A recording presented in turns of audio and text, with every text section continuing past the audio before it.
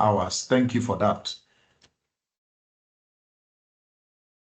Okay, so we are going into requirement 2, which states that a strategic analysis of the current environment, current external environment. So when you talk about the current external environment of Pago Pharmaceuticals, you are talking about PESTLE. So once you hear current environment, you talk about PESTLE. So don't use any other model. Don't use SWOT. Don't use Gordon. Don't use any other model. External environment practically depicts PESTLE. So they said using the appropriate business model, taking into consideration the scenario in Exhibit 2. The scenario in Exhibit 2. So let's look briefly into what Exhibit 2 talked about. So Exhibit 2 was talking about a letter from Adem Ambusa, the CIO of Pago, to the partner client service of Dago Chartered Accountants, which is our partner and our supervisor. We are currently, I've even forgotten who we are in the case. Let me just go through that. We are Maja Opara. So we are qualified audit senior. We are reporting to Anike Duty. So currently she received an email from Adem Ambusa. So now, currently the email reads, find attached appendices, which include Pago Pharmaceuticals summarized audited income statement and summarized statement of financial position, together with notes to the financial statements. I've also included internal management account information on its 3 product lines. I believe you find this information quite useful for your report. So the first thing is the target investment company and their location, which is in the country of Molossia, the demographics and the cultural factors. We have 55 years of age. 40% of them are above 55 years of age. 25 years to 54 are 35%. Then under 25 years of age are 25%. So 100% is actually categorized here in the demographics. The population is relatively active, but their poor hygiene lifestyles leave them prone to minor infections. So these are the product lines. And they said substantially 75.6% of Pago's revenue come from these 3 revenue lines. They talked about environmental concerns. In recent times, there has been widespread protest by EcoPlus, an NGO, on a safer, greener environment. These protests have been due to Pago's wasteful disposal procedures, which are considered harmful to the environment and not in line with best practice. So take note of this. This is an ethical issue, which should come under your number 4, applying professional skepticism and ethics. Pago Investments Limited is unsure how this might affect its decision to proceed with the acquisition.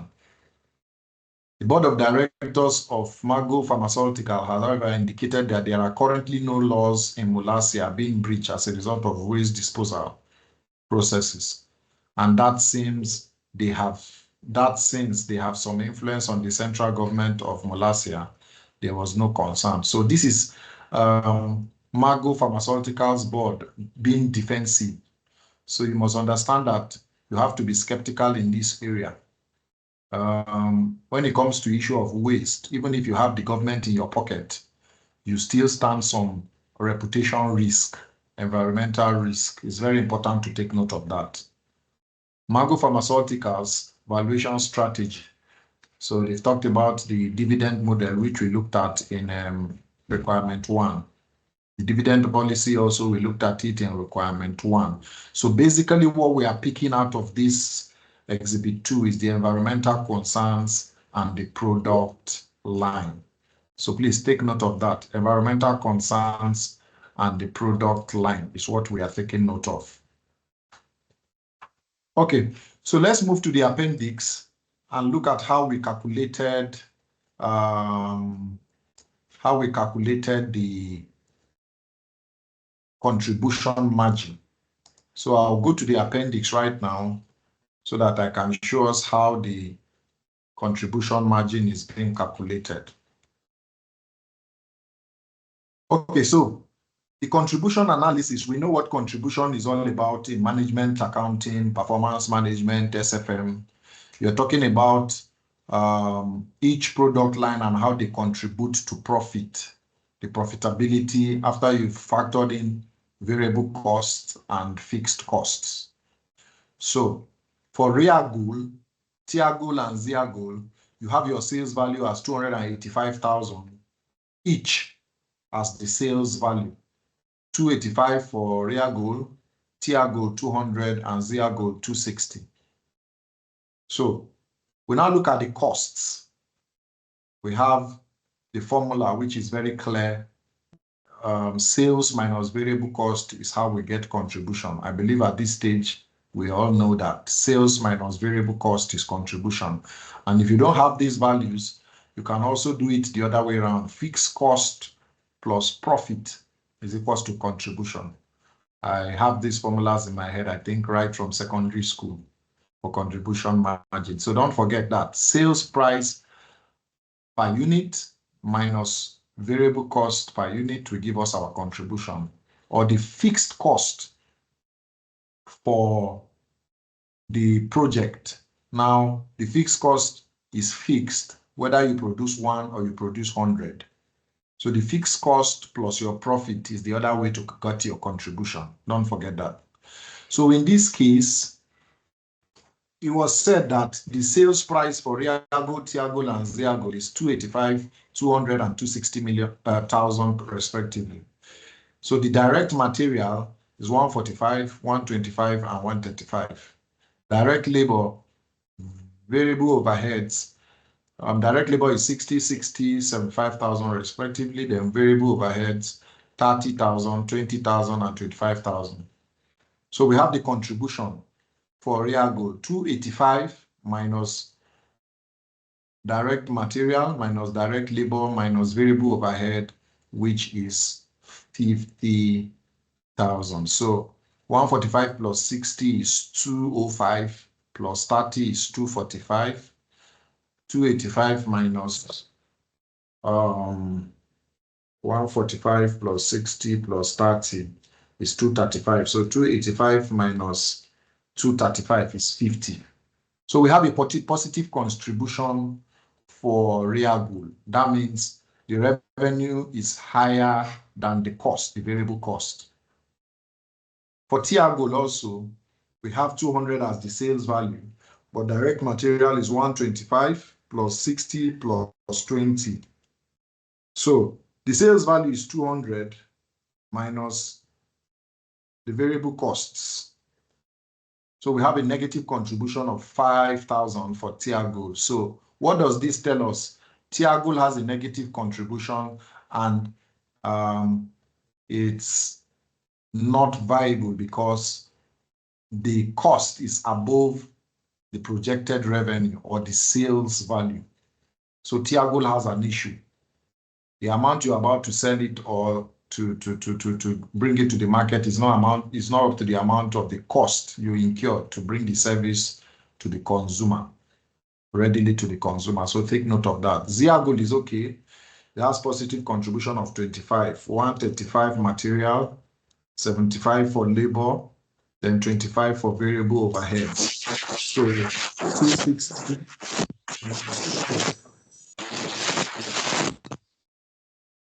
Sorry, somebody is on. Can we mute our mics, please? Okay, thank you. We are muted.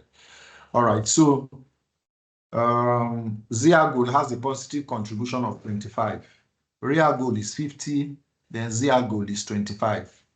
To calculate the break even. Now the break even was not asked for.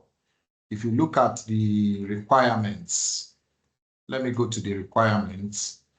The requirement did not ask you to do contribution analysis. Did not ask you to do break-even, I beg your pardon. But contribution is necessary to arrive at the viability of the 3 products.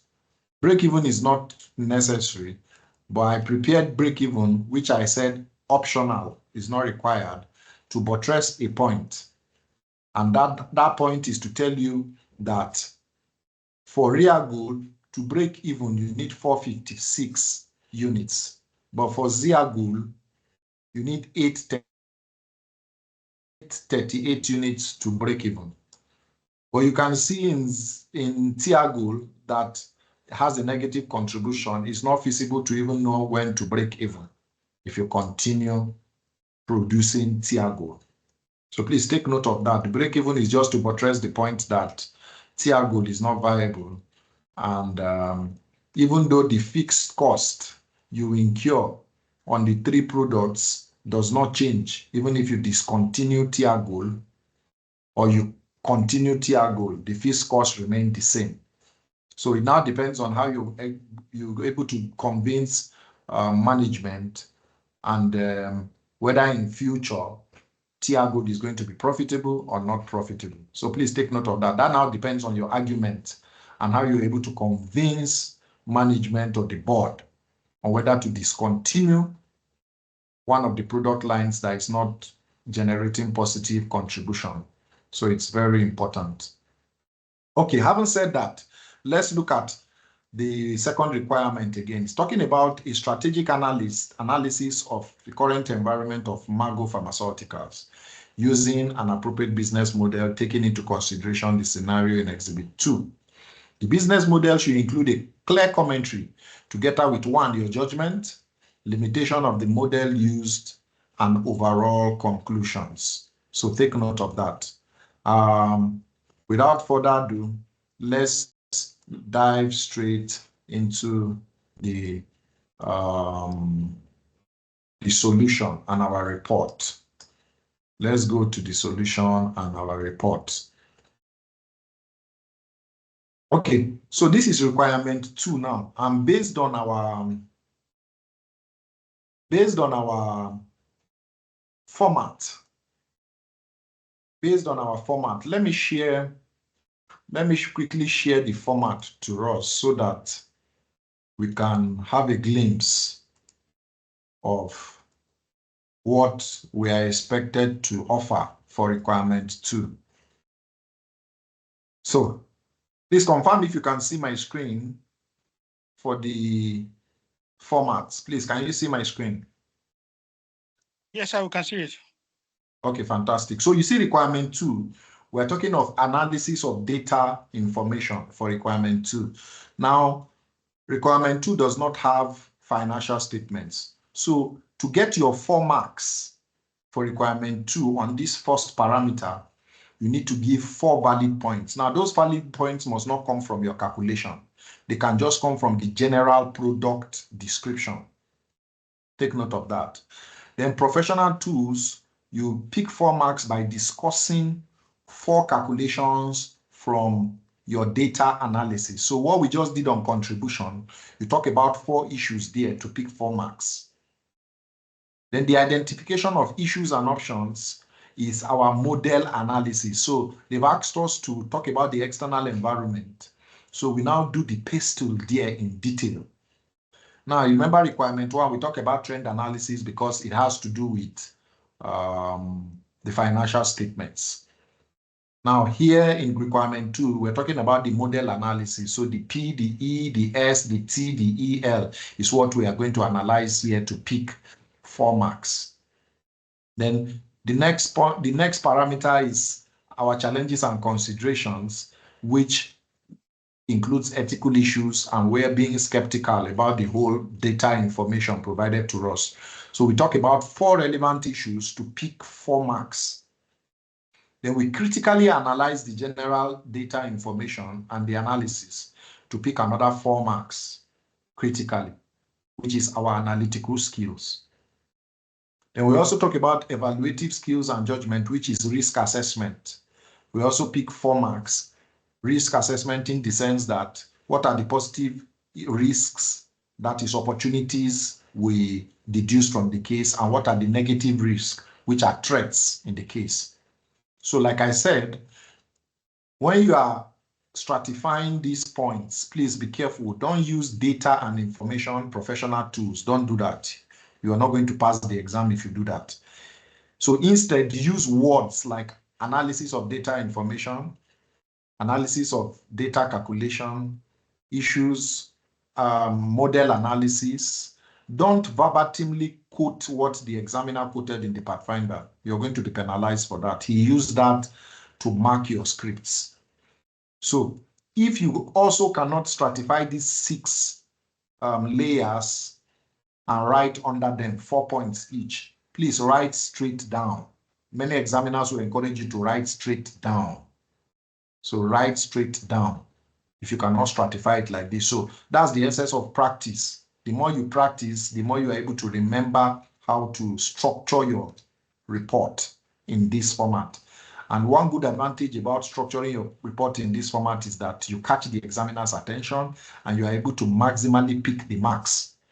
You must be mark conscious when you are writing this exam. So don't shoot blank bullets. Be very, very mark conscious. And that is why if you stratify your report like this, I tell you, you are going to impress the examiner. This is how to read the mind of the examiner. It's very important. So after these 6 parameters, you have to at least conclude and recommend. So even if you don't write these 6 different layers on their own, your conclusion and recommendation must be clearly identified. You must see that you are concluding with 4 distinct points to get your superior achievement, and also concluding with recommending on those conclusions with 4 distinct points. So please take note of it. Very, very important. Now you can see your appendices.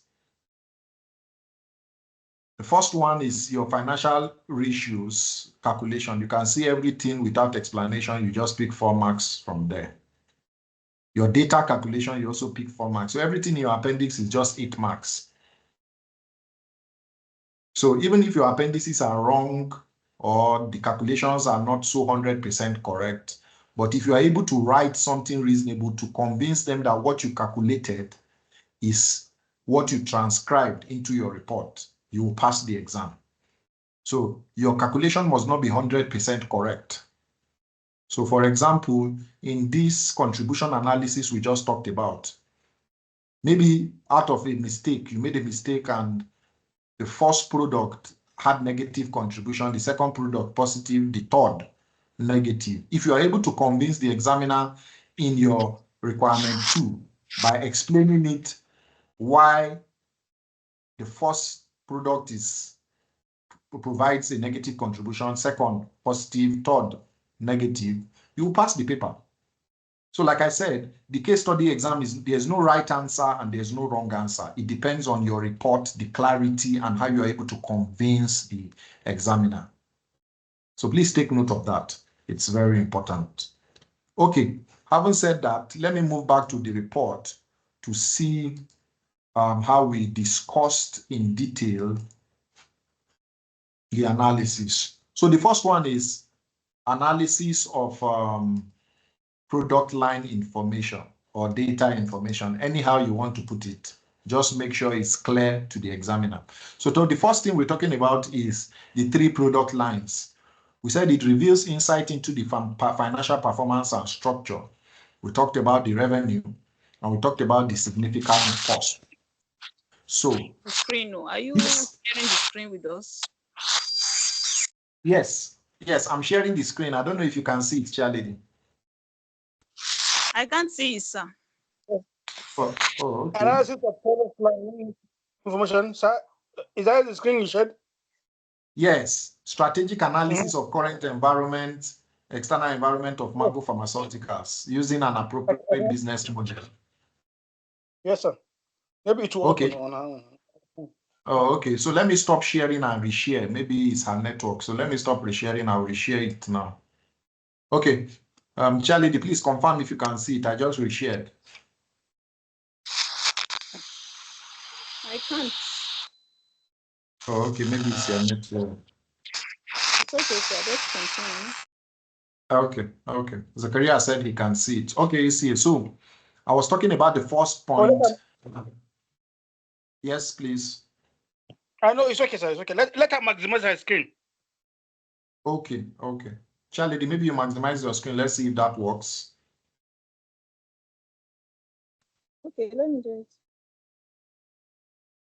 Yeah, let's just hold on a bit. Let's see if she can maximize her screen.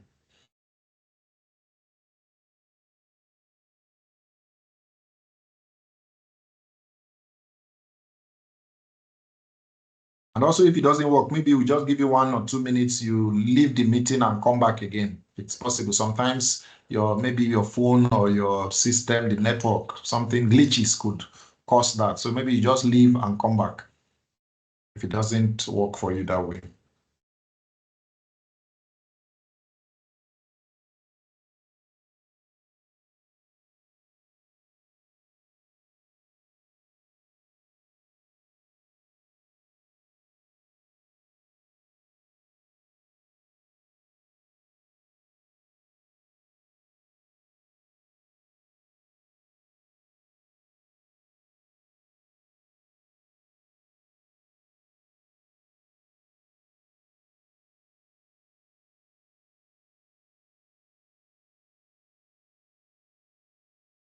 Okay, fantastic. It's like Charlie D and ACA Dami have joined. Dami, you're welcome. Okay, Charlie D, can you hear us? Can you see the screen?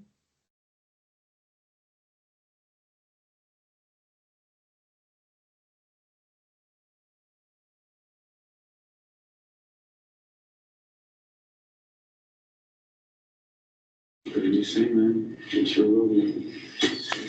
Yes, I can see the screen. Okay, okay. It's like Charlie D is on hold. We are just trying to give her some minutes to at least catch up. Okay. Or maybe she has a call. Good, fair enough, good enough. ACA Zakaria gave us the clue, so this meeting is recorded.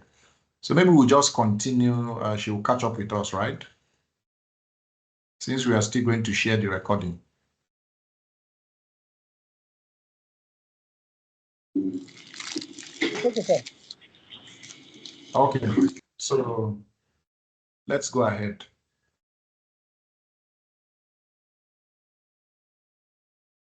All right, so the first point we are picking from the analysis of the product line, we talked about revenue and we talked about the cost. Oh, you can see the screen now. Yes, sir. Oh, fantastic, fantastic. Good to hear that. Okay, so we want to pick the first point. I was talking about the first point on analysis of product line information. So we said despite the revenues, analyzing the product line that Real Goal has the highest direct material and labor cost, but also the highest revenue contribution. So you see, we are speaking to the numbers, the sales, and also the expense lines.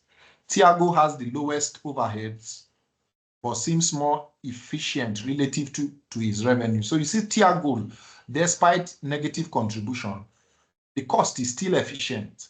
So you need to look critically when you are deciding to discontinue Tiago. And that's what briefly we are explaining here. Whereas Ziago's fixed cost allocation is the highest among the three. So overall, while each product line contributes to the company's revenue, their varying cost structure highlight the need for careful management. So what are you speaking to the fact is that they should not just hastily conclude and discontinue a product. They should look at their revenue contribution and the cost structure and the cost in affiliation to the overall product line. So that is why we say there is a need for strategic adjustments for the underperforming product line. So you've taken one point there. Then number two, you could also use the break-even analysis to reveal that Real Goal requires approximately 459, but it's not necessary to talk about the break-even analysis if you don't have time to prepare the break-even analysis. So you could just use the contribution calculation to pick 4 points. So just talk about 4 different distinct areas to pick the 4 points in this layer. So I use break-even to buttress the point that even though Real Goal and Zia Goal contribute positively, Tia Goal may need strategic review of its pricing and also the cost structure to improve its profitability. So if you increase the price of Tia Goal, you could have positive contribution. There's another consideration for management. So you pick 1 point there. And you mustn't even prepare break-even analysis to bring that suggestion. Even with the contribution, if the price of Tiago is increased a bit, and it has little positive contribution because the fixed cost remain the same for the 3 product lines, you could still suggest that even without break-even analysis. And number 3, which is C, the demographic and cultural factors of Mollassia as depicted in the Exhibit 2 highlight a significant portion of the population. So between this age 55, which is 40%, and between 25 to 54, 35%, are potentially vulnerable to health issues.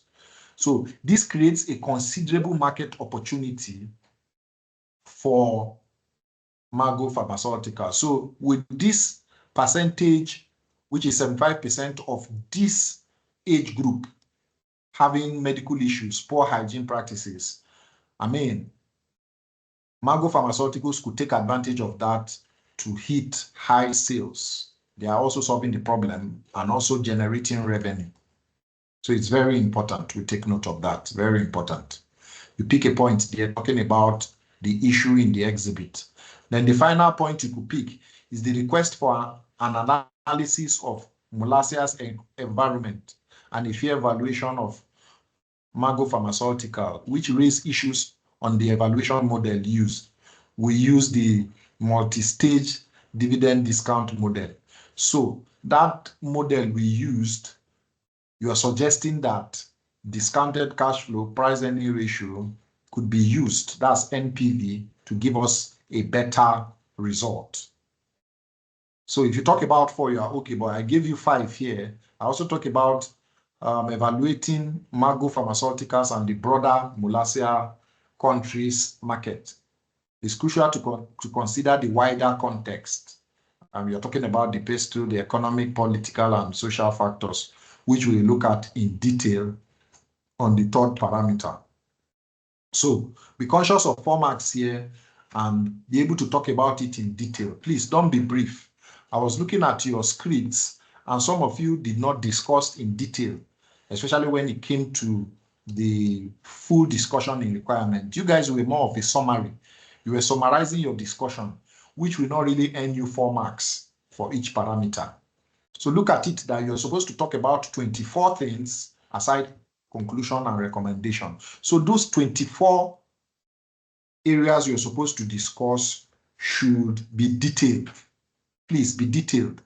Write as much as possible. Be time conscious, but don't write less.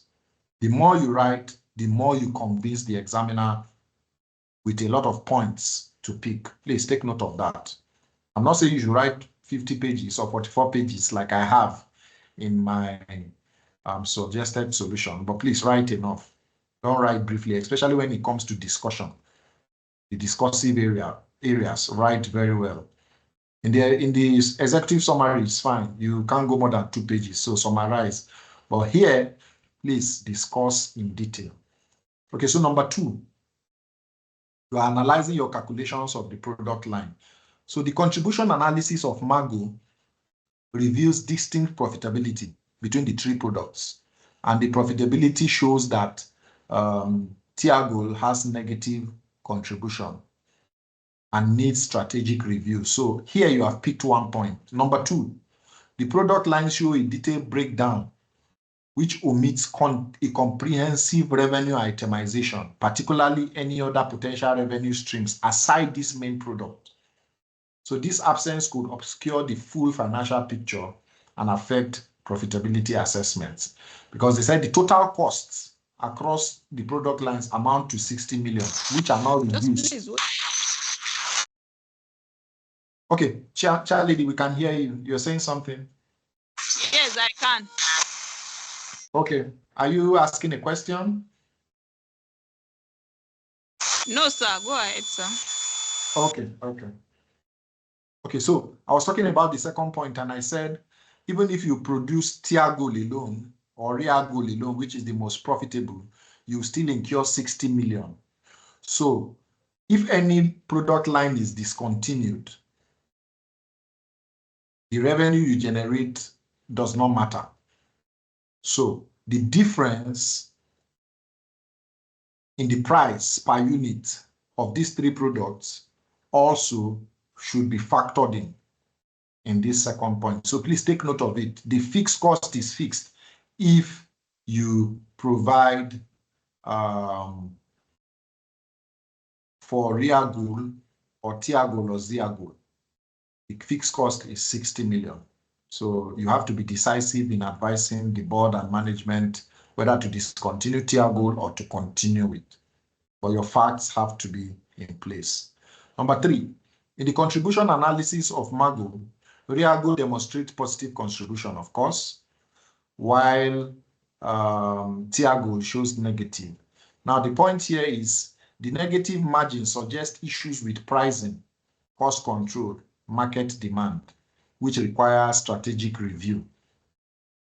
Also, if Ziagul and Reagul contributes positively, albeit less significantly, indicating it covers cost and adds to overall profitability, the product line's performance suggests it is a viable part of the portfolio, but there is room for optimizing cost or pricing to enhance its contribution further. So you picked another point. Then D, the profitability of Mago's products should be analyzed similarly to 3 of them, focusing on contribution margins, and you are interconnecting the markets. So if the market for Tiagul is virgin and it's not explored enough, that means you could sell more.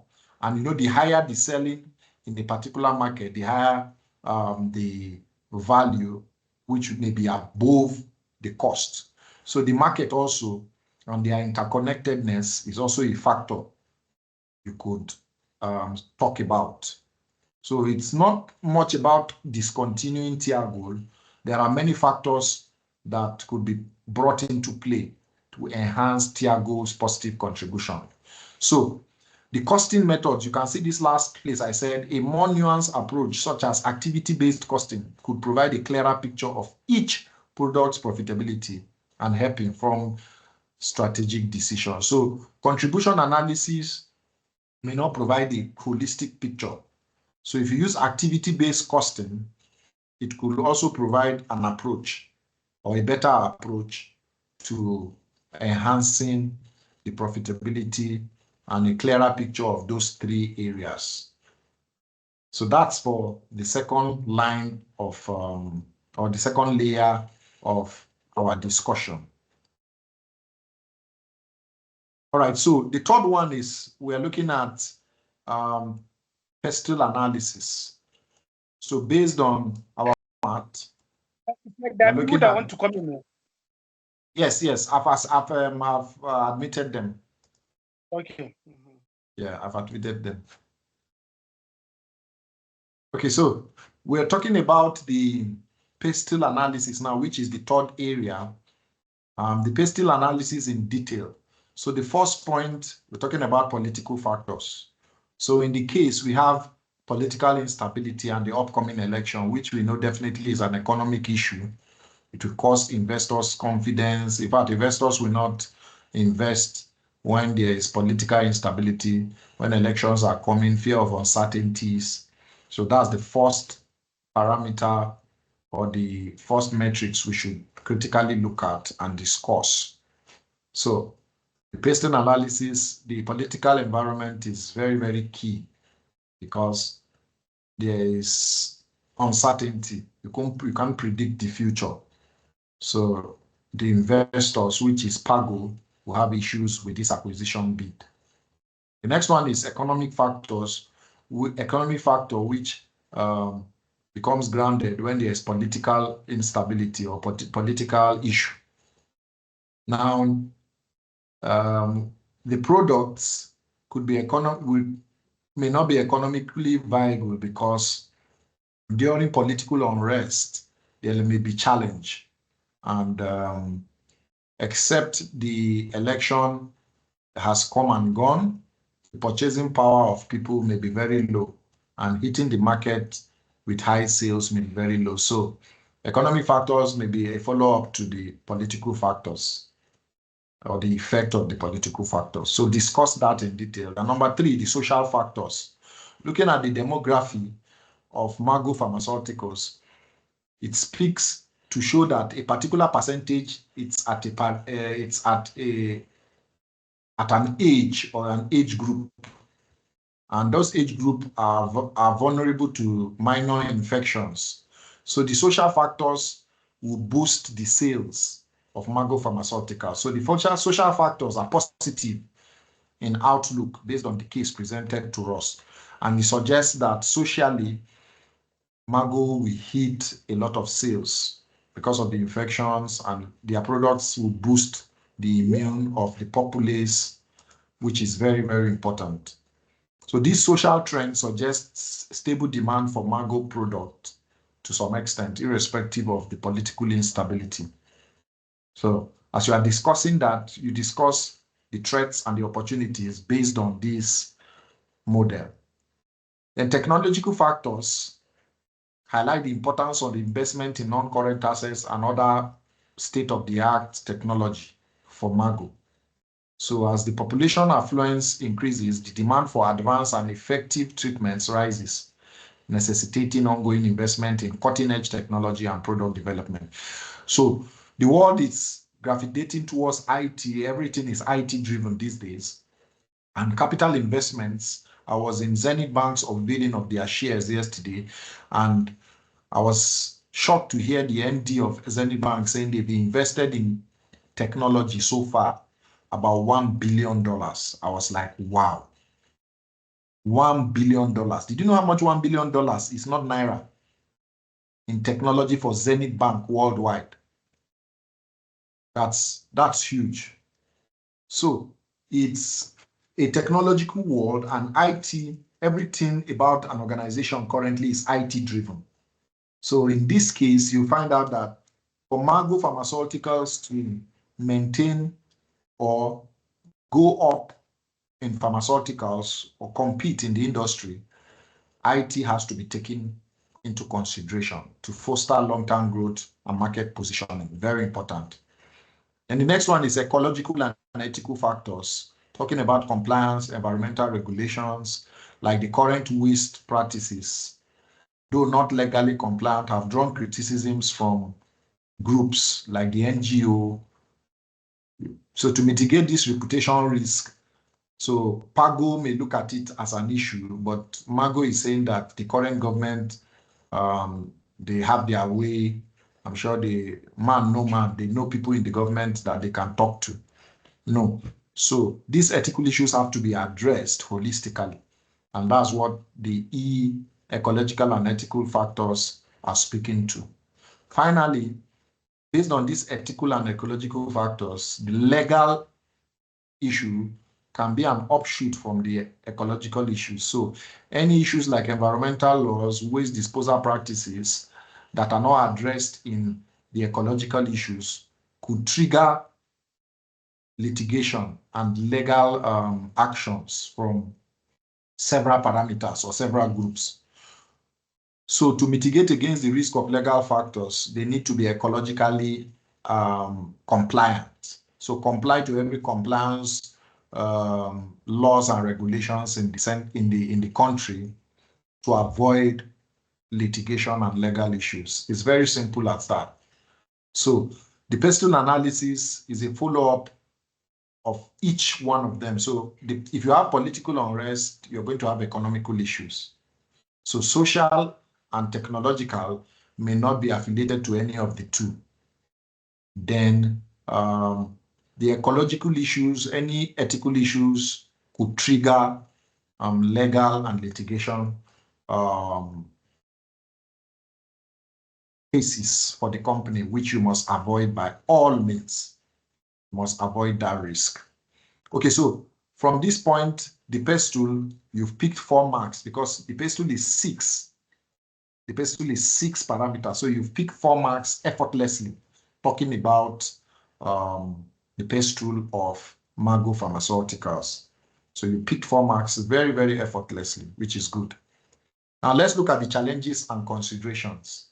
What are the challenges and what do we consider in the case? So the first one is, it is crucial to rely on accurate and comprehensive figures. Now you are applying your professional skepticism which is the fourth point.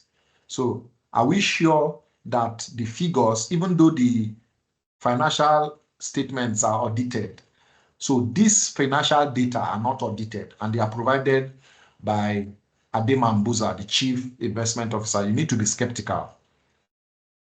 These figures that are gotten for Mago's revenue, the cost and the profitability, are they correct?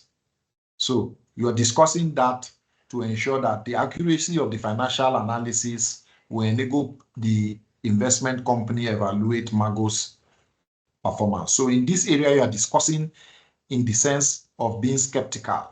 You want to be sure, not in a way of questioning the examiner or the board of directors, but you are applying your professional skepticism in the area of ensuring that the accuracy of the financials are discussed. The board should know that, okay, you're analyzing this financial statement, but you are skeptical about the accuracy of the figures provided. Fine, the financial statements are audited, so you are not skeptical about that, but the financial data, the sales figure, the direct materials, the direct labor, the variable heads, overheads, the fixed cost are not audited. So you are skeptical about that. That's what this first point is talking about. Number two, you are effectively assessing the market potential and also address public health needs. It's crucial to also detail the breakdown of mortality rates by age group, including male, female, infant. So how many people have died? How many people from this age, male, female? So you are being skeptical about the data provided. So more data could be provided to also give more context to this area. So you pick the second point by being challenging the financials. Then the third one is, in a family setting, product buying decisions for pharmaceuticals are often influenced by primary caregiver or decision maker. So who may be the parent or the guardian responsible for health and well-being of family members? It's very important in this point. So for Mago Pharmaceuticals product, understanding whether they are gender specific is crucial as it impacts the effectiveness of marketing strategy. So which gender buys the product more? Are they women or men or children? So that's what you're talking about here, and you're being skeptical. So if women are more effective than men or children, or the caregiver decides based on overall family needs, then the marketing strategy should be adapted towards this particular set of gender. So that's a consideration here. So the next one, or the fourth one, investing in Mago Pharmaceutical presents unique opportunities and risks. Talk about the economic, political, and social landscape. So the potential is that with the political instability and environmental concerns, we need to be careful with the investment. So the option is compare this investment to ensure that you have stable growth. It's crucial to also consider alternative options that might mitigate risks, such that you may consider stable markets or other industries aside pharmaceuticals. So you are being skeptical here because of the pestle issues you identified, especially the political and the economical, the ecological and the technological. So you are being skeptical to ensure that the risk appetite of Pago does not go above board. So if the risk appetite is low, they will be able to tolerate the risk. So you are challenging or looking at the challenges they could face from a risk perspective. The next one is the negative contribution, which is also a challenge, suggests a potential pricing issue that needs to be addressed. So the pricing discrepancy could be due to an attempt to capture the market. You know, when people are entering the market for the first time, they try to reduce the price, and when they capture the market, they increase the price. So that may be a strategy that may be employed, or it may not be, but they need to really sit down and strategically review the price of Tiago. Very important. So I gave you 5 points here. You could just pick 4 that are of value. Be very, very keen about getting 4 points in each parameters. 4 good points, and the examiner will give you your mark. Take note of that. So the next one, we are looking at analytical skills. What are you analyzing? you're analyzing the product and the data provided to you critically. So you may repeat points previously in other parameters or other layers. That doesn't matter. So how you're able to convince him critically in this area is to get your points and pass the exam. That's where your aim should be. So prima facie, Tiago is showing a negative contribution, indicating that the sales revenue is lower than its costs, let alone contribute to fixed cost.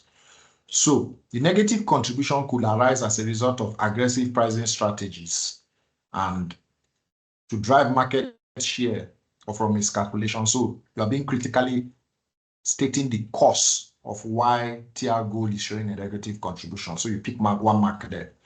Abandoning Tiago, the second area, giving its negative contribution of 5K by eliminating losses associated with this product, do not cover variable cost or fixed cost. So discontinuing this product will stop the ongoing financial drain and allocate resources to more profitable lines like Reago and Ziago. So this is another area of argument of the case. So if you argue that let's discontinue it, you're convincing them that, okay, we are going to concentrate on the two profitable product lines. It's also an argument. Why? You say that this move could enhance overall profitability by reducing losses and optimizing the allocation of fixed cost across just the two products. So decision to abandon Tiago should be weighed against any strategic implication and potential long-term impacts on market presence and customer base. So even though you are talking about critically about discontinuing it, but the decision should be based on strategic implications and also potential long-term impacts. So there are some drugs that may not be making profit in a product line, but because of the impact it has on its customer base, some people may not want to discontinue it. Take note of that. So in recommending to the board and also advising management, please take note of that and let your argument be balanced. Be balanced. So the next one is the accuracy of the financial figures is also a critical issue, especially in Tiago's case. It warrants scrutiny as negative contribution raises concern about the reliability of cost and the revenue data. So verifying these figures thoroughly through detailed cost audits and revenue reconciliation is crucial to ensure that the analysis of Tiago's contribution is accurate and based on reliable data. So the fourth one is the interrelation of the markets of Mago. You see that these product lines, for instance, target a specific demography and a specific age group.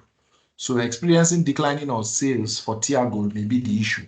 So it might affect overall brand perception or the cross sales of Reago and Ziago. So a particular group may not like Tiago. So if they move to another market or penetrate another, penetrate another market, you could see that Tiago could be profitable. So changing markets or penetrating into another market, new virgin markets, could make Tiago profitable. So that could be your argument here and a point to buttress, to pick. The next one is women often play a central role in household purchasing. So frequently buying of these, if Tiago is targeted at women, it could be underperforming. It could lead to decreased overall sales as women might also less likely purchase Reago and Ziago. So looking at the demographics, you could argue that if women are the ones targeting Tiago, that may be the reason for its negative contribution. So addressing the issue of demographics and the gender could also help in addressing the negative contribution of Tiago. So the next point, deciding whether to abandon Tiago involves weighing its negative contribution against potential strategic value. So the strategy comes from the board. So they should sit down and analyze the issues that stem from price, market fit, problems that can be rectified, retaining its strategic adjustments, and also ensuring that the decision should be informed by thorough analysis and also both immediate financial impact and long-term strategic implications. So your discussion should center around very, very practical and practicable discussions or convictions. So please pick your points and think through them before you communicate your thoughts to the board. Just make sure you are giving 4 valid points to pick the marks in this layer or this parameter. So finally, we look at risk assessment.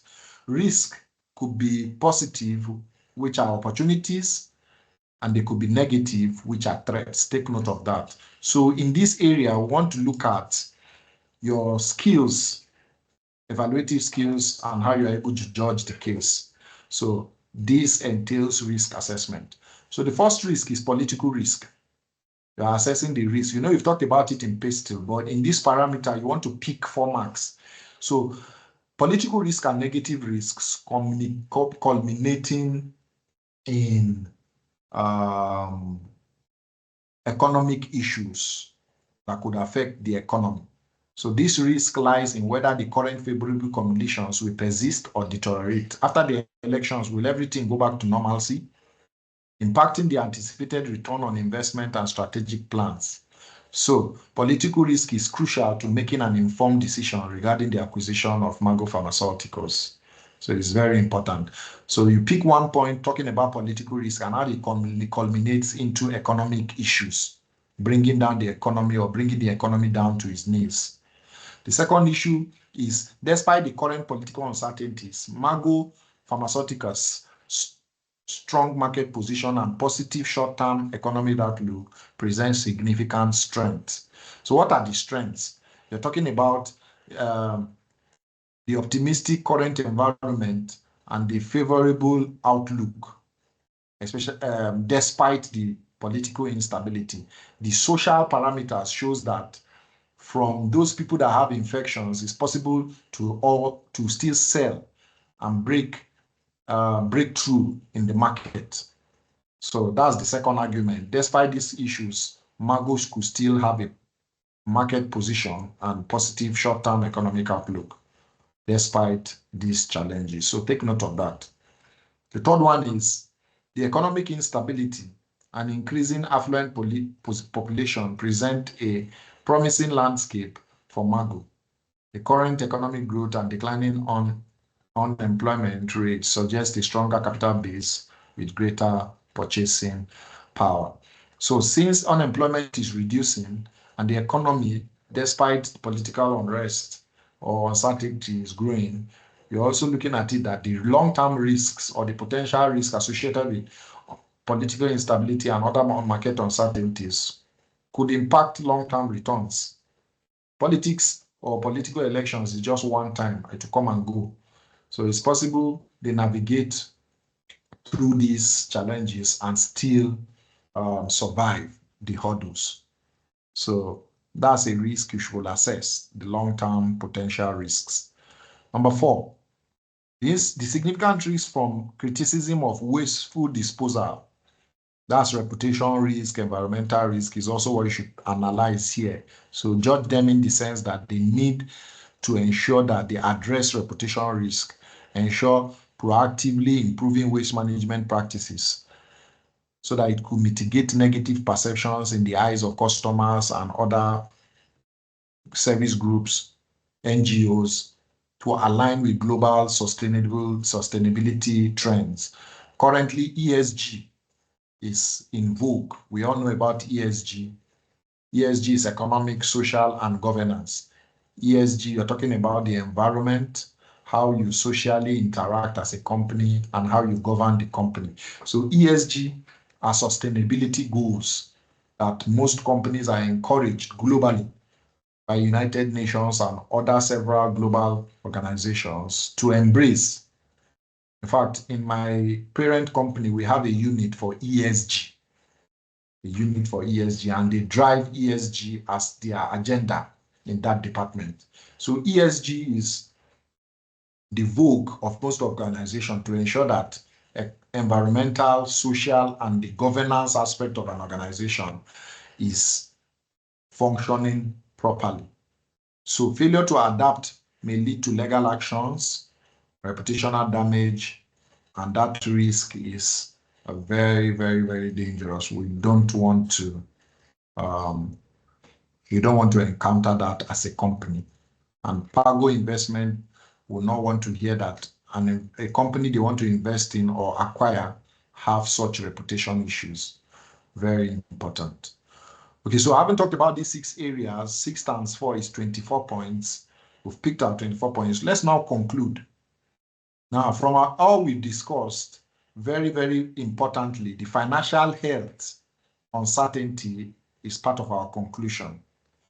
Tier goal is a product that is having negative contribution. So this financial uncertainty necessitates thorough evaluation of the company's financial performance and future profitability. So you've concluded on that. Environmental and legal risk is what you are concluding on based on the environmental practices, current practices. The political instability because of the elections coming up is also an issue Pago should look at before they decide on the acquisition. The market potential, despite current financial issues, the overall current economic growth of Molassia, including a significant drop in unemployment, presents positive market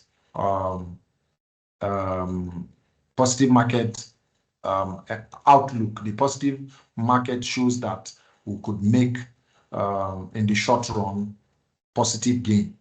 So that's also a conclusion. And the product line performance. Only Tier goal is at a loss. Real goal and Zero goal are positive. So it indicates strategic reassessment. So the product line needs to be strategically reassessed to see if Tier goal could be profitable. Then the regulatory and ethical consideration is also an area we should talk about on the risk and reputation of the company, especially with areas of the environment not addressed and waste management. So this F and the B conclusion may look the same, but no. B talked about the groups suing us based on environmental issues, but F talked about regulatory and ethical considerations. So we should consider being proactive even before they begin to sue us. So there are 2 different conclusions. So you see we have 5 here. Okay, no, we have 6 conclusions. So 4 will suffice. Just give 4 valid conclusions and pick your 4 marks. So based on these conclusions, what are the recommendations? So conclusions are the problems, then recommendations are the solutions. So you've identified the problem in your conclusion. So let's identify the solution. So based on the first conclusion we identified, we need to conduct detailed financial analysis and audit this revenue and negative contribution. So just like the financial statements are audited, we also need to audit this data information to be sure that those information given us are okay. So let there be third-party review, just like we have external auditors reviewing the financials of a company. So let's also have consultants review this, which is part of our recommendation to implement performance metrics. And this regular review will also be monitored to see how progressive it is. So the recommendation is for environmental and legal risk is to engage environmental consultants, develop best practice framework for environmental practices, ESG, proactively address these issues before they escalate beyond measure. Political instability, develop contingency plan. What do you do when elections are coming? How do you prepare for elections? So the political instability are inevitable. They must come. So your contingency plan could address it. You could consider divesting in partnerships during political issues or political uncertainties. Divestments may work. So it's very important to hedge against political risk with these divestments.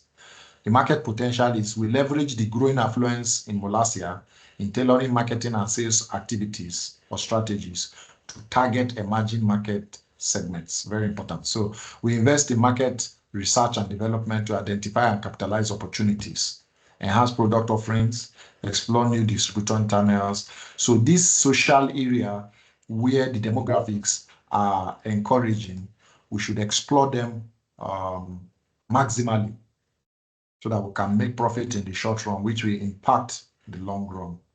And the product life performance, reevaluating the pricing strategy and market positioning of Tiago to address this negative contribution is very important. So thorough cost benefit analysis for each product line will help to make informed decision to either continue or modify or discontinue underperforming products.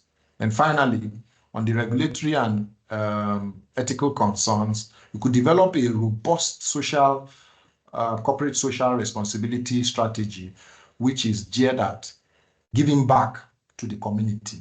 That strategy could help enhance the public image of Mago, in the sense that if they've impacted the community negatively, they should also give back, build schools, build roads, take care of a lot of things that they've impacted negatively by giving back to the community, and that will be seen as their CSR contribution to that community or to that country where they are resident. Very important. So fostering this relationship that impacts stakeholders and regulatory bodies to reinforce commitment to ethical practices and sustainability is key. So when you are done with that, don't forget you're going to sign off the document as Maja Opera, your post, and your unit in the audit firm. So once you've done that, now we've picked these 6 points and the conclusion. We'll now run to our executive summary. Don't forget. We run to our executive summary to summarize what we just said on requirement 2. So you can see the page of my page 4 of my executive summary talking about the strategic analysis of the environment. So you talk about 2 key points before you talk about 4 conclusion and 4 recommendation in very sharp summary and succinctly, so that you can pick 10 marks for these 2 second requirements. So the first issue is we are talking about the negative contribution, which is a major finding, indicating that it's insufficient to cover variable cost, talk more of fixed cost. So that's a point you want the board to know in summary. In summary, despite the political uncertainties, Mago still have a strong market and positive short-term economic outlook, which presents significant stress. So these 2 points has given them a summary of how Mango Pharmaceuticals look like, which is very, very important. So you're now concluding based on what you've concluded in the main note. So we summarize the first point by saying declining revenues, negative contributions from Tiago signal financial instability, yes. Waste disposal practices face criticism, posing potential legal and reputational risk, yes. Mulasia's political instability and economic and elections depict significant business uncertainty, yes. Economic growth and rising affluence in Mulasia's present and positive market economy, yes. Riagul and Ziagul are performing well, sure, but Tiagul operates at a loss. It needs strategic reassessment, yes, is a conclusion. Compliance with environmental regulations is critical for reputation and investor confidence. So if you give us 4, you pick 4 marks here. With these 2, we have 6 marks for conclusion and summary. The recommendation based on this conclusion, in summary, you're saying we should conduct a financial analysis and restructuring plan with performance metrics. So we're addressing this first conclusion. And number 2, let's review and improve waste disposal practices with robust sustainability plan. It addressed number 2. Then let's develop a contingency plan for political instability and adaptive strategy. We're addressing number 3, or making recommendation for number 3. To address number 4, leverage Mulasia's growing affluence with target marketing and sales strategy. Number 4, then we reevaluate tier goals, pricing, and market position to improve profitability.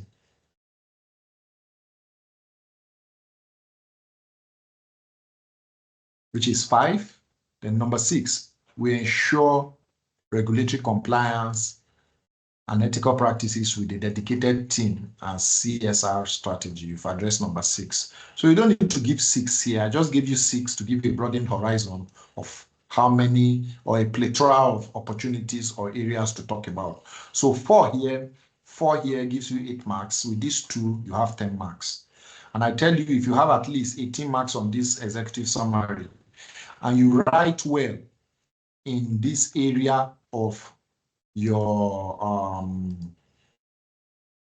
discursive area or discursive part of the report, then you get through the exam very, very seamlessly. You get through the exam very seamlessly. So, having said all that, please take note of writing very, very detailed. Write in very detailed, especially the requirement 1 and 2.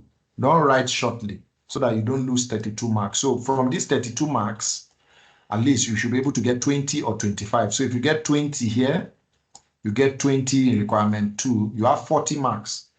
If you have 18 for your executive summary or 15, 45 marks. So from your appendix, your background, your cover page, you are through with 51 or 60 at worst. Then if you do this requirement 1 and 2 very much in detail, I assure you that you can score as much as 80, 85, 90 in case study.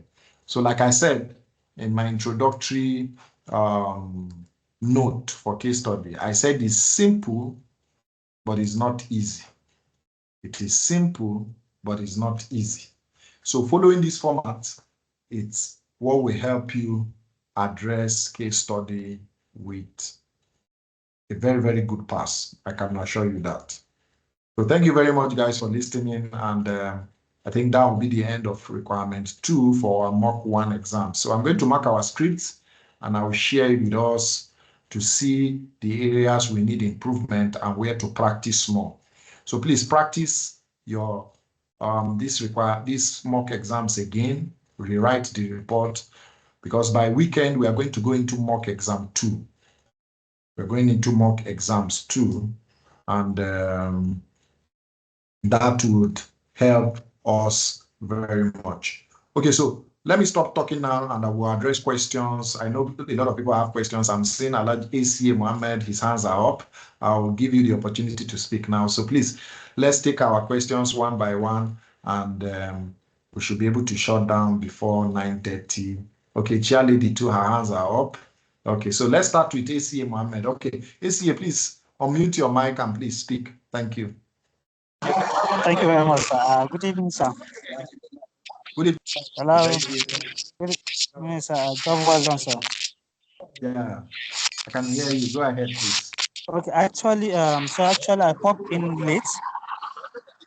I will not be. My question is just 1 or 2.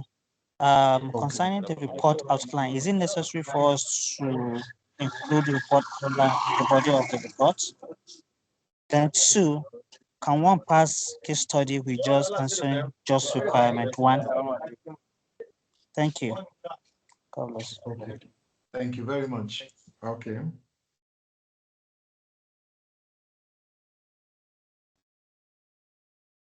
Okay, so let me answer ACA Mohammed's question. Thank you very much for that. Sorry, Zakaria, can you mute so that I can address ACA Mohammed's question? Yes, you can mute, please. Okay, thank you. Okay, so 2 questions. Now, the report outline, let me quickly share my screen. So the report outline, you must be mark conscious depending on the time you have. So like I said, the marks are where your eyes should be. So how many marks does the report outline carry? So that's the question we should be able to address. How many marks does the report outline carry? Okay, so I've shared my screen now. I believe you can see my screen. ACA Mohammed, please confirm if you can see my screen. Hello, ACA. I can see it well. Okay, fantastic. So you can see the report outline is on page 5. So the page 5 is 2 marks. So if you do your aim and methodology, so you have 2 marks. Aims and objectives, you have 2 marks. Okay. Then if you also do your background and scope and limitation, you have 2 marks. So that 2 marks may seem insignificant, but in my opinion, I think you should do it when you are done with the report, because you don't know where you need these 2 marks to scale. I've seen people fail case study with a 2 marks margin. Sorry, somebody is not muted. Somebody is not muted. Okay, Mohammed, you can mute. Yes, you can mute, Mohammed. It's like you're in a noisy place. Okay, he has muted. Okay, so like I said, aims and objectives, methodology use, and the report outlines gives you 2 marks because you are just practically copying and pasting. Then this background and scope and limitations gives you another 2 marks. So if you have time, please do it, because you will not know where you need these 4 marks. It may look small, but please do it if you have the time, because most of the report outline, you have to number the pages after you've written the report. So you can just come there, look at the pages as they are saying round up, time is going 10 minutes more, 15 minutes more. You can just do that quickly. Sorry, sir. What pages are you going to? What are you going to number right from the cover page or from what page? Or only the appendix? Which one are you going to number? Okay, fantastic question, an offshoot of Mohammed's question. So let me unshare the screen and go to the report outline for this case we just addressed. So just a minute, let me share my screen so that you can see how I've numbered the pages. Just a moment, I'm trying to share my screen.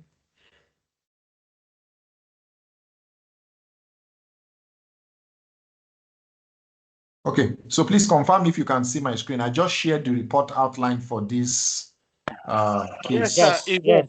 Okay. Okay, fantastic.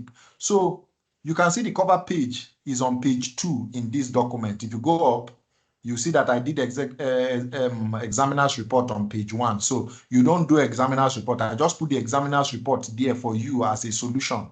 So there's no examiner's report. So normally you're supposed to have this as your first page. So you write it there as number 1. So cover page is supposed to be number 1, but in this document is number 2. So your executive summary, you know, is 2 and 3. So, but here is 3 and 4. Then the introduction is in page 5. So you can see I put introduction page 5. Scope and limitation is in page 6. Normally, background is supposed to be before scope and limitation, but in this case, there is no background. So we just wrote the scope and limitation, which is in page 6. Then requirement 1, the heading. Yes, please. Sorry, sir. Sorry. Yes. Please, this report outline, is it necessary we make it 2? Well, it's necessary. Oh, no need. Just the page numbering, you mean? Oh, you're just doing it for us to understand what you mean. No. It's necessary to put, yeah, so it's necessary to put this report outline the way it is, the way I highlighted it. Why? Because everything here is 1 mark. Because it's just like copy and paste. Yes, everything here, report outline, cover page, blah, blah, blah, is 1 mark. So if you ignore it well, you lose 1 mark. Yes. So it's 1 mark. So this introduction is 1 mark. Report outline that you are stratifying is 1 mark. So you can do it verbatim like this. They are easy marks. That's what I call them. I call them easy marks. You don't have to crack your brain or calculate anything or transcribe any calculation into text or write-ups. They are just easy marks. So if you do this, you have 1 mark. It may be insignificant or small, but you don't know where it will help you.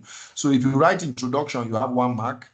Then if you do scope and limitation and background, you also have 1 mark each. So just do your report outline like this. After you finish the whole report, your executive summary, then you just write the page numbers, and that's just it. Where is the appendix? Where is the conclusion? Where is the finding? Where is requirement 2? Now, what are you telling the examiner? You are telling the examiner that with this at your 5th page, he knows where to locate all of this information. So in your practical day-to-day work, this is how we do it. We put, just like a project you write in school, you put the numbers of the pages in the beginning to show the your examiner or your project person that this is where these particular pages are. It's just as simple as that, and it's just for 1 mark, which is good. I hope I have answered your first question. Okay, ACA Mohammed. Yes, it's okay, it's fine. Okay, thank you. So let me address the second question. Yes, so let me address the second question. ACA Mohammed asked that, can yes, you I'm pass? with you, sir. Okay. So you asked the second question that, can you pass case study requirement 1 without writing requirement 2? It's a good question, because when I wrote my case study, I won't forget May 2009, I wasted a lot of time in requirement 1. I won't forget May 2019 case study. Now, I was addressing requirement 1, which is financial analysis. And it was so sweet because I wrote a lot. In fact, I wrote more than 5-6 pages in the discussion. That time there was no executive summary. You were not supposed to write an executive summary in May 2019. But from November 2019, they introduced the executive summary. So in the discursive aspect, the discussion aspect, I overflogged requirement 1. Then immediately I had, you have 1 hour to go. I left requirement 1 and I started going to requirement 2. As I started writing, I couldn't write up to 1-2 pages. The next thing I had was 15 minutes more, 10 minutes more, 5 minutes more, and count down. I did not write up to 2-3 pages for requirement 2 discussion. In fact, most of my calculation in the data analysis in the appendix, I couldn't vouch for them in terms of accuracy. So I was not too satisfied with what I laid down or what I wrote for requirement 2. And to tell you the truth, when the result came out, I was shocked to see 78. 78. So this is the trick about case study. And my answer is yes or no. Why did I say yes or no? That you can either pass with requirement 1 or requirement 2. No matter what, don't leave requirement 2 unanswered. It's very risky. Don't leave it. Even if you can't answer all, write something. Let the examiner know you've started and time was the constraint. But leaving requirement 2 blank and you just answer requirement 1, you're going to lose 32 marks. And your executive summary, even if you lied and come up with something for requirement 2 and put it in the executive summary, you are still not going to pass, or you are still not going to gain the marks, because he knows your discussion is where you are supposed to get your executive summary from. So what our advice is, once you have apportioned a lot of time or you've discussed extensively on requirement 1, please leave it and give your executive summary and write something on requirement 2. I beg you. Do something on requirement 2 first. I won't say you will fail if you do only requirement 1 and you did requirement 2. No. But in my own experience or in my own situation, when I wrote it, I was able to write something for requirement 2. It was not satisfying. It was not what I wanted, but at least before they say stop, I knew I wrote something in requirement 2. And I mean, to score 78, almost 80%, it showed that I just relinquished 20%, meant I satisfied the examiner. So our target should be to be able to impress the examiner by adhering to his requirements. So please attempt both requirements. Attempt it. If you are superb in requirement 1, fine, you may not be superb in requirement 2, but please write something. So my answer to your second question is yes, you may pass if you over-impress him. And yes, you may not pass because you can annoy him that you did not attempt requirement 2. So don't leave requirement 2 blank. Start something. show him that the time is not enough. Of course, 4 hours is never enough to write case study. And that is why the examiner will say attempt both requirements. He didn't say answer. So if you are able to attempt it beyond reasonable doubt, convince him that this guy knows what he's doing. If he's giving 8 hours, he will give me what I want. You will scale through the course. I hope I'll be able to answer at least your question a bit. Yes, thank you. Thank you, sir. All right, you're welcome, ACA. So let me take Chairlady. Chairlady's hands was up. Chairlady, can I take your question before I get to ACA Zakaria? Yes, sir. Good evening, sir. Okay. Yeah, good evening. Can you hear me clearly, sir? Yes, very clear, loud and clear. Yes, sir. Please, my question is this: like, I have issue in the identifying the subject. I mean, the report subject. Must it be that the subject must come from the requirement, or you can just phrase your own subject in your own way? I need to know that, please, sir.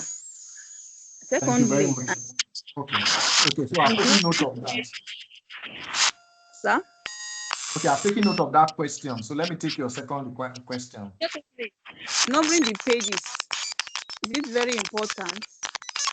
And thirdly, like on the cover page, where we have prepared by, because what I learned or what I was told was we will just put the name of the firm, the chartered accountant, prepared by so and co chartered accountant. So, but now you say we are going to use the name in which you were called merger app. Oh, sorry. Her network is challenging. Okay, she's coming back. Okay, sorry, Chairlady, is your network. You are back. Yes, sir. Can you hear the third question, sir? Yes, no, I have the second, numbering of pages. So the third question, please go ahead with the third question. The third one, I mean on the cover page. Yes. If it's an external report, we have prepared by before the date. So as you have said earlier, that we should put merger apara, that means the name in which you were given the case. Yes, but what I learned before was that to put the name of the firm, maybe Pago and co chartered accountant. That is what I learned. So I think I need clarification on that. And lastly, this disclaimer. Yes. It's necessary that you write the word disclaimer, or there is no need. Okay, fantastic. Thank you Those very are much. my questions, sir. Okay, thank you. I've got 4 of them. I wrote them down now. Okay, so the first one is, if I caught your question correct, you said the subject of requirement. Is it subject to what you think or what the examiners picked?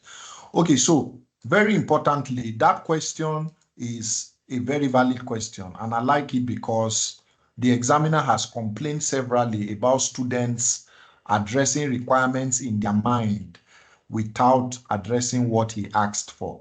So if you look at my screen, I'm sharing my screen and I believe you can see it. Now, requirement 1 of this Pago case talks about the financial analysis and business valuation. So if you go and mistakenly translate this requirement to current environment, PESTUL analysis, you're going to be penalized because you are not doing what the examiner asked you in requirement 1. So he's very clear and keen on you addressing what he asks you to address. So he said financial analysis and business valuation. So as he has said that, don't submit. Okay, my screen is blank. Answer, yes, sir. I was offline. It just came back now. Oh, okay. So I was saying that I've shared my screen now. Can you see my screen, please? Hello, Chairlady, can you see my screen? Maybe she's off again. Network. Yes, I can. Okay, so I was talking about requirement 1. Now, based on your question, the requirement should be understood. Understand the requirement and follow the requirement hook, line, and sinker. And what I do is, when I'm writing the main report, I write the requirement almost in full. Though I don't copy and paste it, but I ensure that as I'm reading the requirement, I'm writing based on what he requires. So please, don't write the requirement based on what is in your mind. Some people will just assume requirement 1 is financial analysis. And even if the examiner says do otherwise, they will still do financial. You are not addressing what the examiner says. And it's very, very, very, very annoying to the examiner. So don't do the requirement you expected. Do the requirement. So if he came up with data analysis in requirement 1, please do data analysis. If he came up with financial analysis in requirement 2, do financial analysis. So don't assume a requirement based on the trajectory or the Pathfinders you've solved, the report mock exam. Stick to the requirement, because you don't get requirements in the pre-seen, you get it in the unseen. So it's that day in the exam you get the requirement, and you may be confused. And you know, with the pre-seen coming, a lot of people have predicted requirements, and that's why I always put a disclaimer. I tell people that, see, I'm predicting this pre-seen for educational purpose, and I put a disclaimer there that this does not automatically mean if you go to the hall you will see this. So don't cram any requirement that is predicted by tutors like me or others. Don't cram it. Understand what the examiner wants by taking your time to read it. Read it. So read the requirements like 3 times in the hall. You have 1 hour reading time. So read it 3 times, understand what he wants verbatim, word by word, and address them squarely. Forget what we tutors have predicted in the pre-seen. Forget what you've had in the pre-seen classes. In the unseen, in the exam, please address it very, very graphically, exactly how the examiner asks you. This question it's very, very valid. I'm glad you are having this, because the examiner in his report has said a lot of people did not address the requirements the way he asked it. So thank you for that question, and please, ACAs, address the requirement, read it, forget what we've said in the pre-seen, how we've taught you or how we've suggested to you you should attack the question. Please address the requirements. So I believe that first question or my response resonates enough with you. I believe so. But if it doesn't, you could still come back, you should still drag me back and make more clarity. So let me go to the next question. Numbering of pages. Now, the case study is a written exam. So your hard copy written, how will I put it now? Your answer script has your pages are numbered, I believe, except if you collect more answer script, those ones are not numbered. So you need to write the number if I'm right. Now, if that is the case, now those pages that are numbered in your current answer script, you just locate them. You don't need to renumber again, because that will be wasting of time. You don't have time in the case study. So that answer script that is numbered, as you are taking the answer script from your table when you sit down, you know that page 1 is your cover page. You don't need to number it. Page 2 and 3 is executive summary. Page 4 is introduction. Page 5 is background. So as you are identifying those pages, you could just be writing them, cover page, executive summary, page 3 and 4, like that. You don't need to renumber the pages under. It's when maybe you take answer script and you've exhausted, I think the last time I checked, or the last time I wrote the exam, there were about 22 pages. I don't know how many pages it is now. So if you take more answer script, you need to add those pages. So 21, 22, the default or the current pages they give you. So if you need extra script, which is the case in case study, a lot of people take extra script, which is valid, is understandable, because you need to write enough to convince the examiner. So when you take more answer script, you need to add those page numbers, because those ones are blank. There are no page numbers on it. So from 22, if you pick answer script, you say 23, 24, 25. So that when you come to report outline, you'll be able to identify where those places are. Why? That report outline, you just want to take 1 mark. Just pick that 1 mark there, just write this thing there, and the examiner gives you 1 mark. I call it easy mark. So that's the reason, that's the essence of numbering those pages that you've taken extra answer sheet for. It's very important. But the normal default answer script they give you, they are already numbered. I don't know if that is correct. Can you? Yes, sir, it's okay. So that's yeah, the, it's okay. So if those current answer script are numbered, you don't need to renumber it. It doesn't matter. So please don't waste your time numbering the pages that are numbered. Number 3, you said cover page and the external pages. So you're talking about merger, opera, and the firm. Now, those two issues where you said report by merger, opera, or the firm. So, like I said, I am of the opinion that you should use merger, opera since that's the person in the case. But some other tutors are of the opinion that you should use the name of the firm. It's the same thing. Now, merger opera resonates with me because that is who you are in the case. But the firm is who you work under. It's the same. So you will not be penalized if you use both or any of the two. You will not be penalized. You're going to get your maximum marks for it. But I personally like to use my name as the person in the case. So some people will say Pago and investment. Do you know why I don't want to use Pago and investment? Because your letterheaded shows Pago and investment.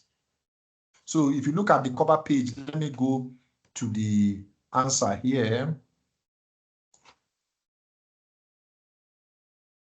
Okay, so in the case of external report, you can see my screen now. You see Dago and Co, Chartered Accountants. So if you come here and say prepared by Dago and Co, Chartered Accountants, you will not be penalized. It's correct, but it doesn't sound professional to me. Because if I'm preparing an audit report and I said NKDC here as the letterheaded, and I say prepared by NKDC, does it sound professional? No. But if I say prepared by Josiah Gabriel, internal auditor, NKDC, that sounds more professional. So that is why I stratify it. Since you have your letterheaded here as Dago, we know that this is the audit firm that is preparing it. Then prepared by should be the person in the case. But if you say Pago and Co, Business Advisory Unit, you will not be penalized. The examiner knows you don't want to take chances. You just want to do as you understand. So it's fine. You pick your maximum marks. This cover page is 4 marks, so no problem. If you put Business Advisory Unit or Pago, I just feel it's a duplication of what is on the letterheaded. That's just what I feel personally, but you will not be penalized. The marking scheme of the current examiner will not penalize you for this. So the most important thing is identify who is prepared by, whether the audit firm or the person. I am a proponent of the person in the case, the name. I'm a proponent of that because there's a reason why the examiner says you are. He starts that in the requirement. You are this particular person.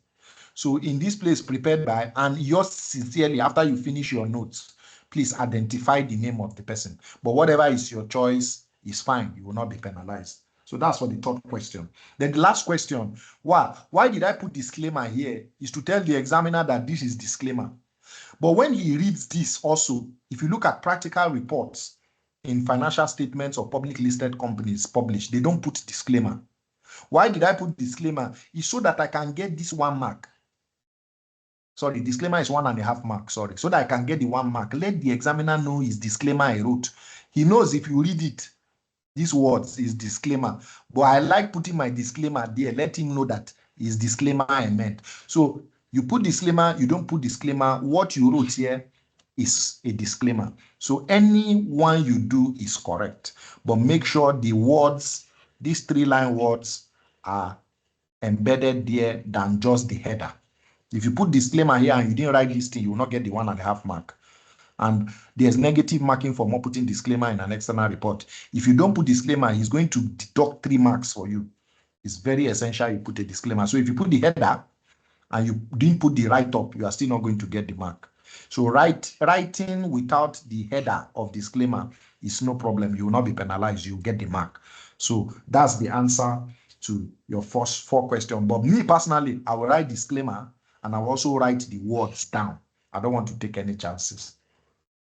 Okay, so did I address your question? Are you okay with it, Charlie? Yes, sir. Thank you, sir.